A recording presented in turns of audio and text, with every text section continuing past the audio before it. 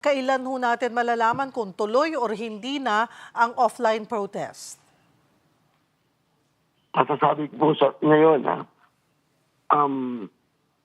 yung ibang transport network company, hindi po natin alam kung ano ang gagawin nila sa kanilang mga partners.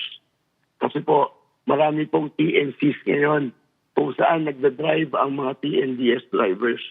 May mga TNCs po na sinulusyonan na yung memorandum circular na inilabas ng LTFRB. May mga TNCs po na dinidevelop pa or inaayos pa ang kanilang sistema base sa utos ng LTFRB. Sana po sa December 20, maayos na ito. Alam niyo po, yung mga TNCs gusto kong sumunod yan sa LTFRB.